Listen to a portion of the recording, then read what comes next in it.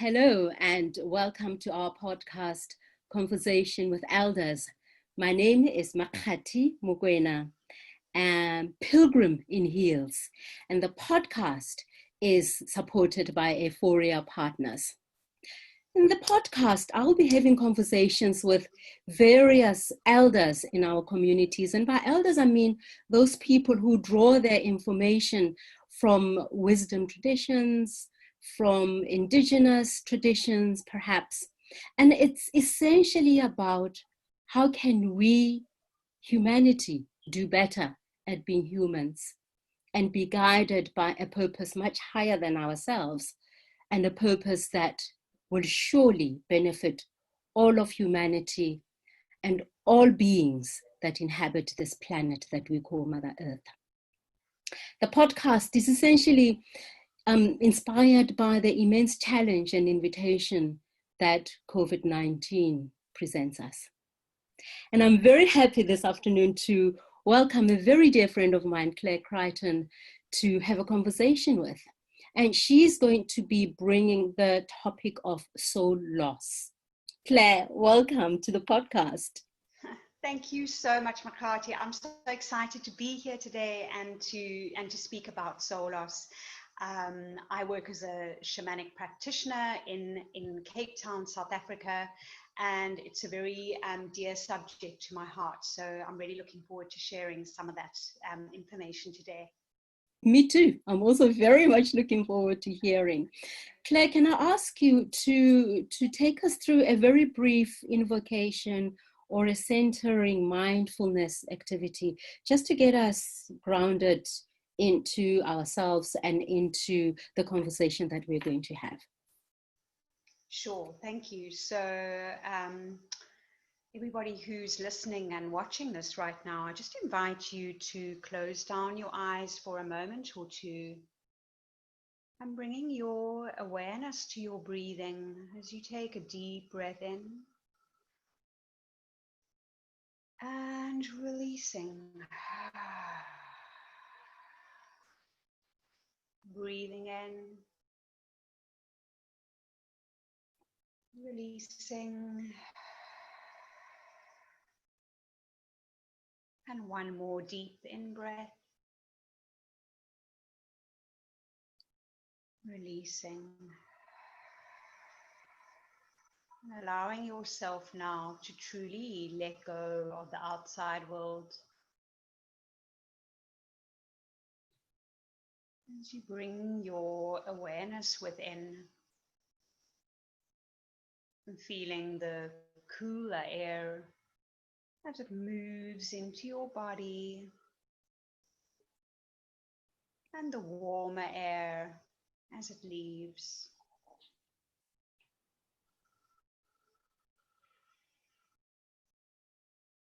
Giving yourself permission right now to just be here, be present, be now.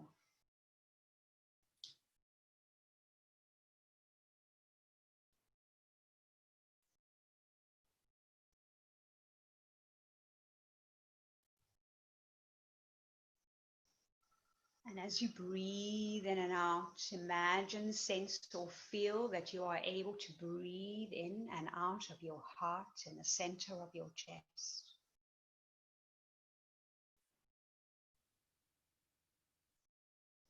Connecting with this deep love, this deep compassion, your true essence.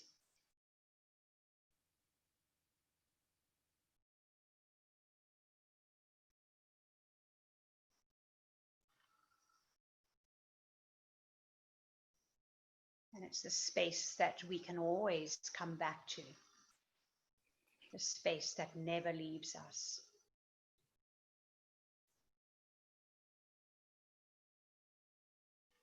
Returning to truly who we are. And then gently taking a few deep breaths again.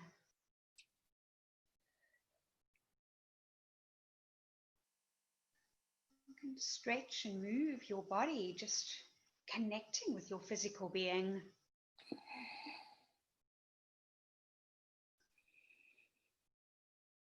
And when you feel ready, just opening your eyes.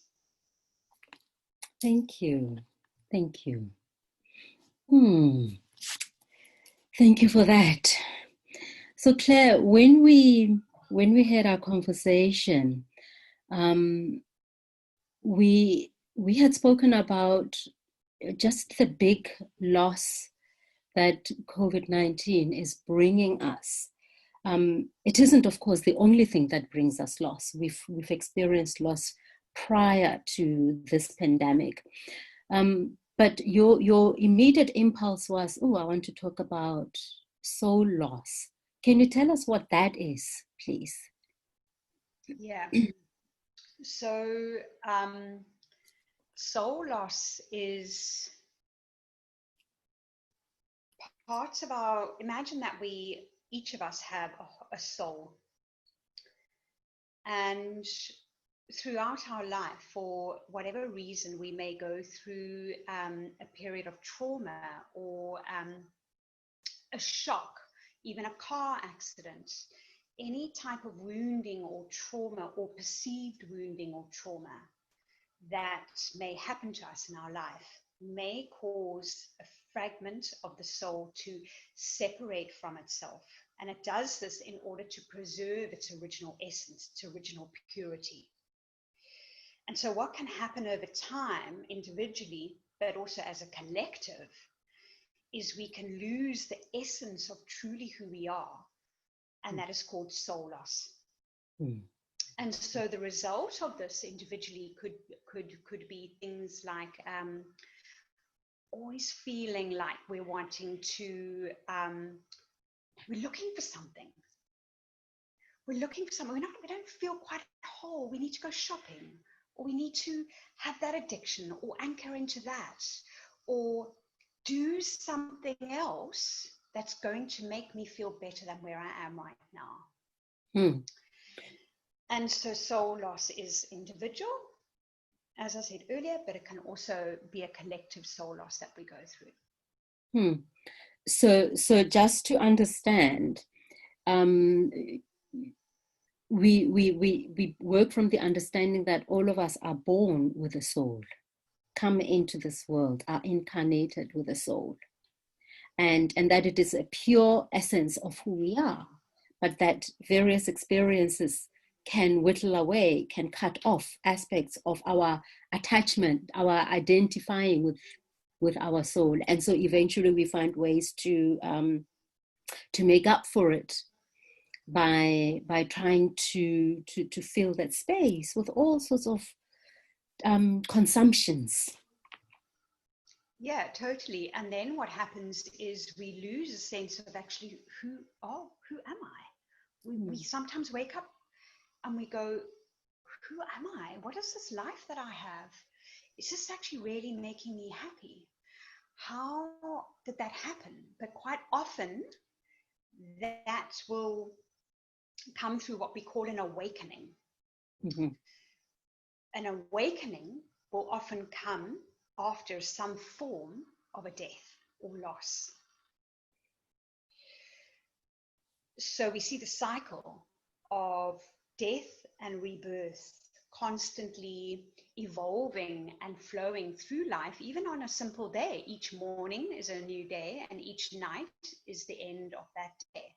Each breath is the beginning and the end.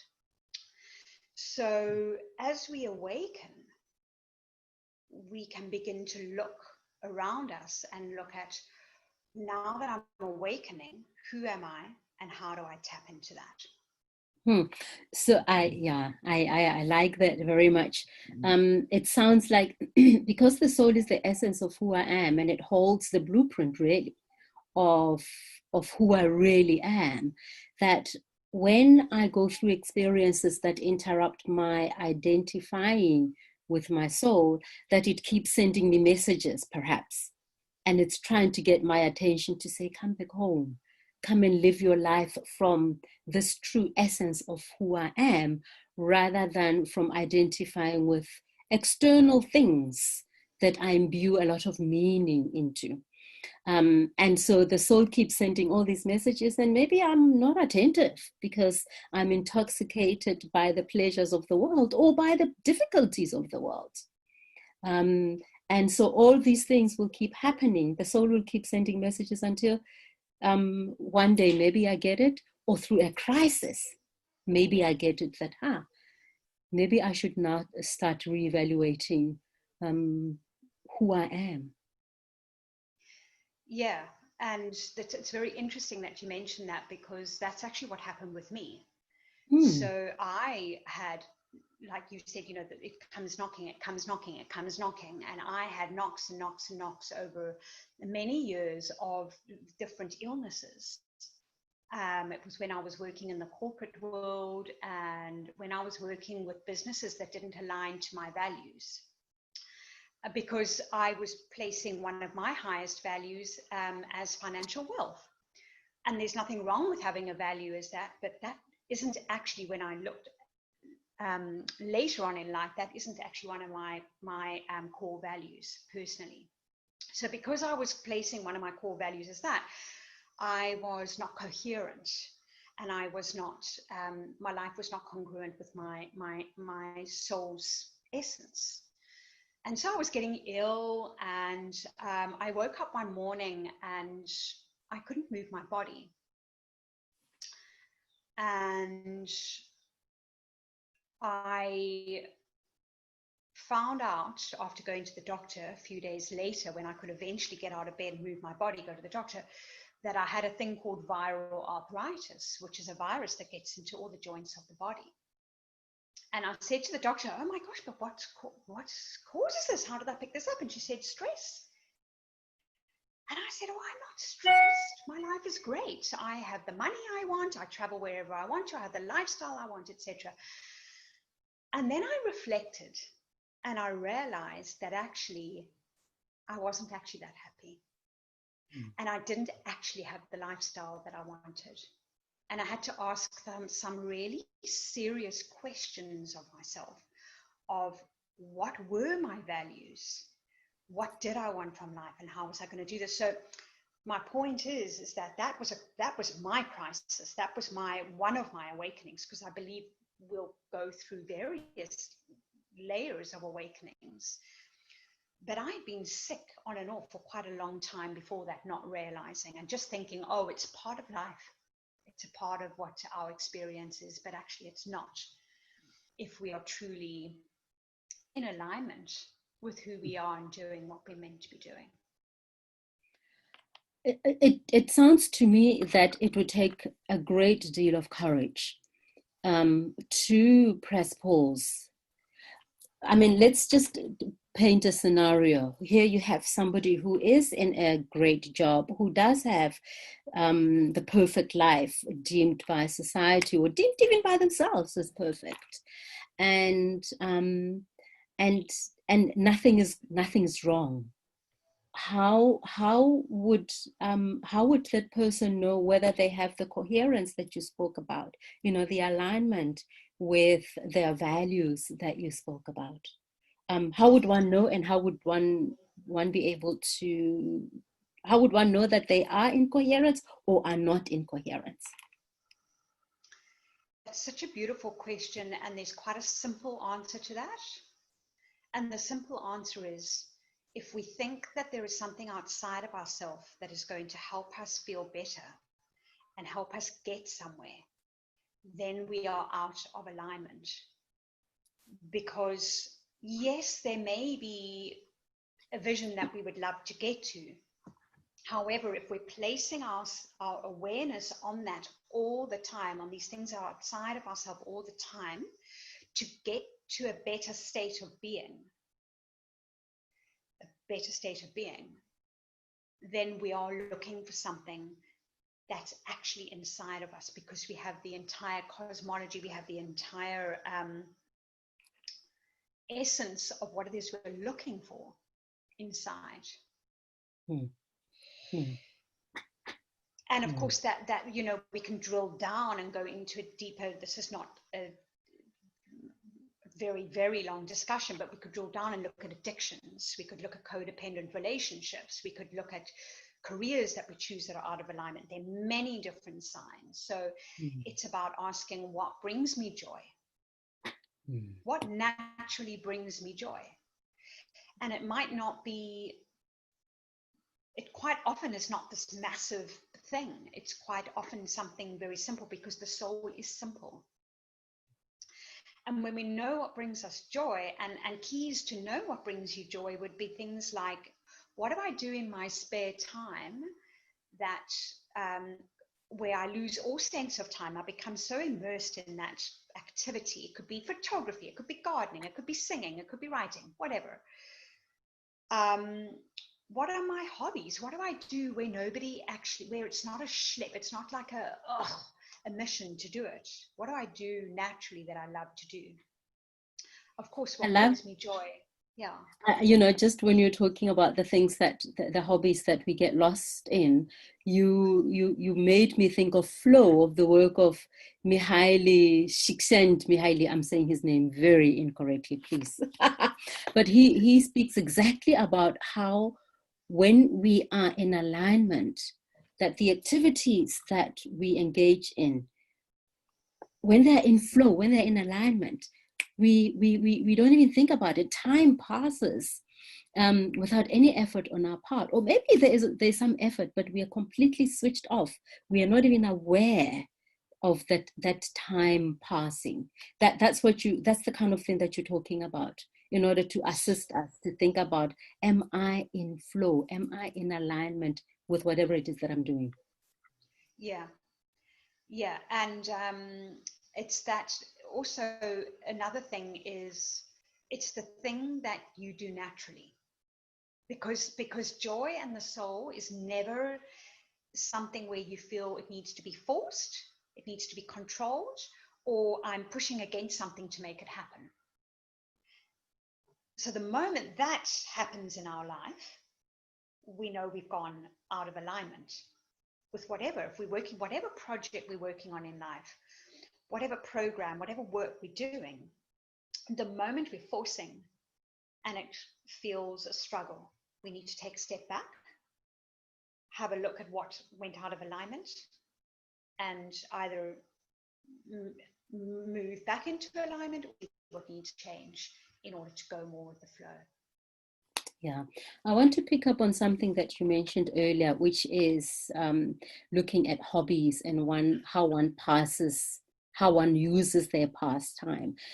Because and a thought came to mind that if I'm in a particular job and it is imperative for me to be doing that, because I have dependencies, I have responsibilities, and it's impossible for me, or I see it as it being impossible for me to leave that job. But in some ways, it's actually not feeding me. How would you speak about that to me? What words? Yeah. Two things.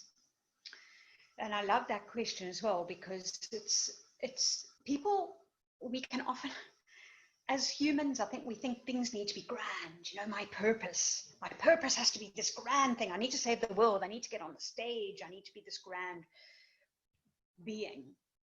But we are a grand being when we, just by being. So the two things I want to say around that is, so yeah, because a lot of people will be in jobs that they need to be in. So what I did when I was working for an organization, and I knew that I knew what I wanted to do, and I knew what my purpose was, but it wasn't really being fulfilled within the job that I was doing. And so I actually brought my purpose to work.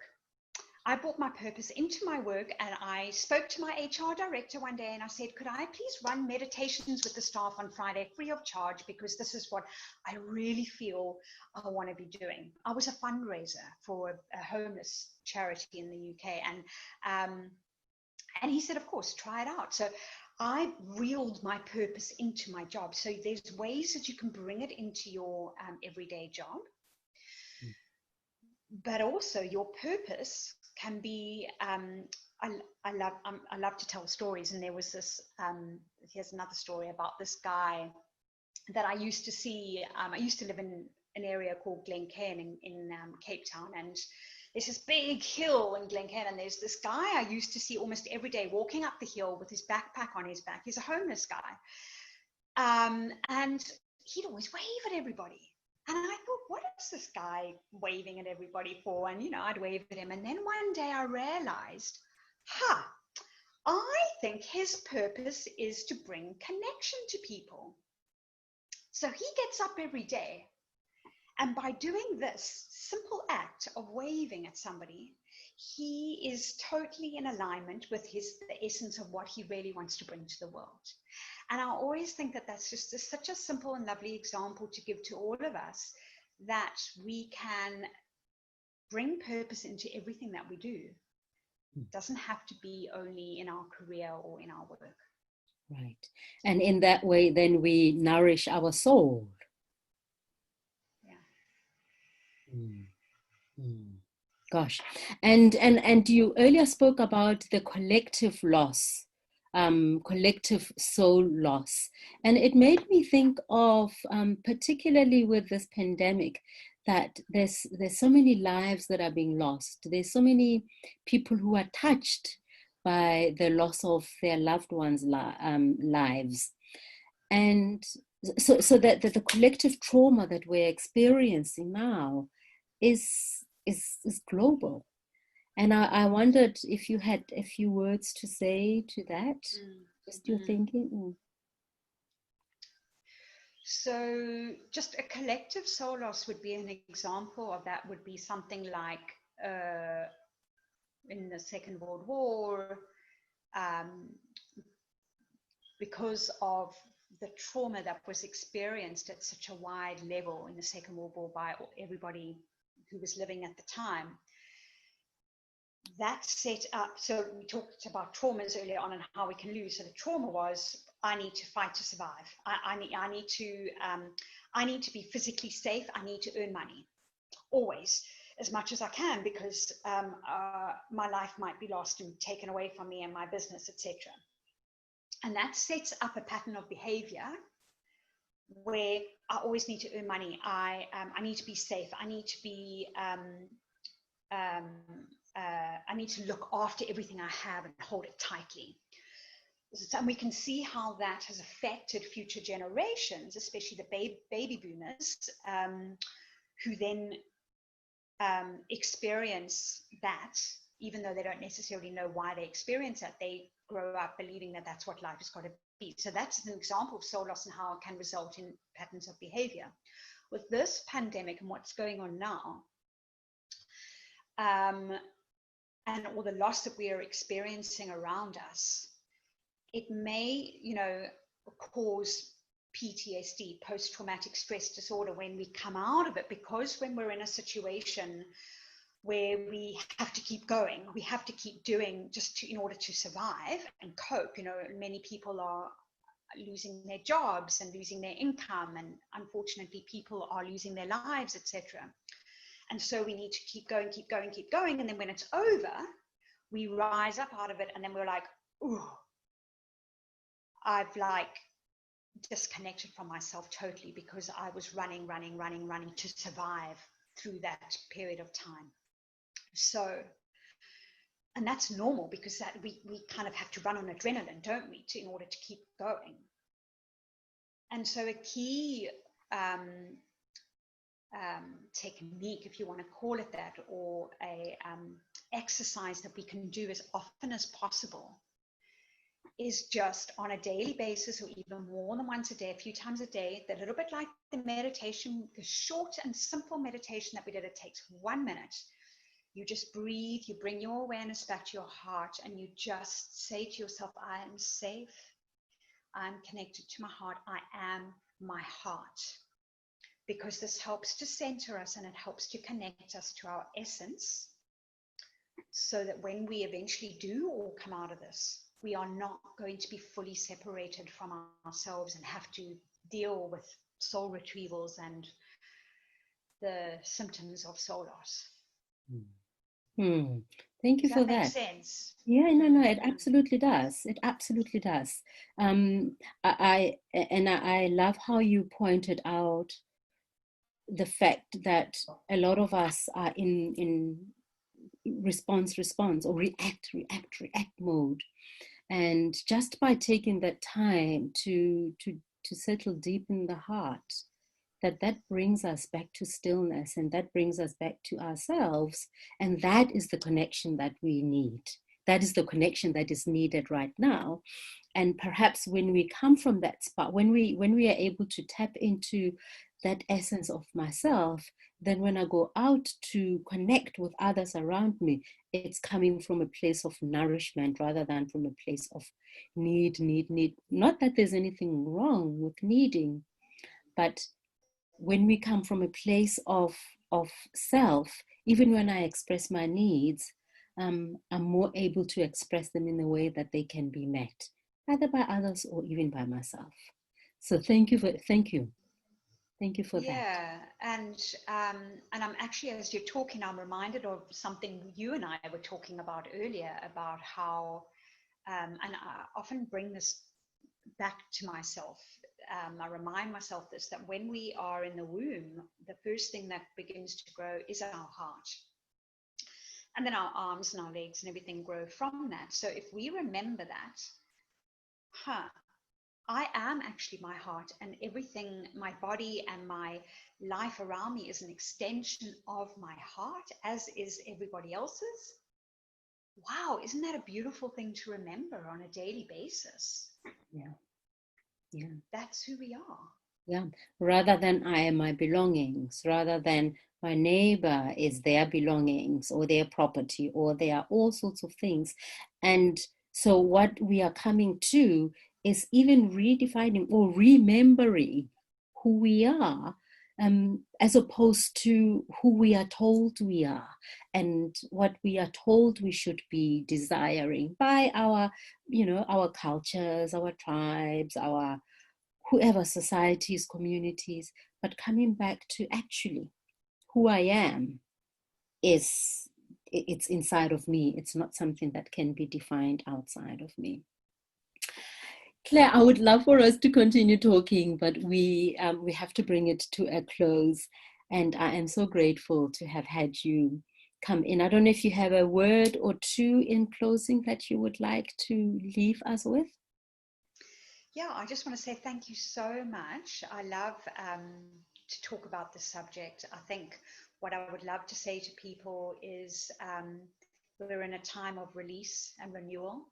That's my feeling. We're in a time of recalibrating and really remembering, as you just said, remembering who we are and how we want to live our life according to that. So it's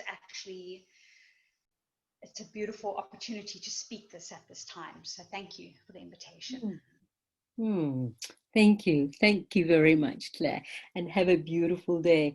And thank you everyone for listening. And please join me next time when I have a conversation with Nina Callahan. Have a beautiful day.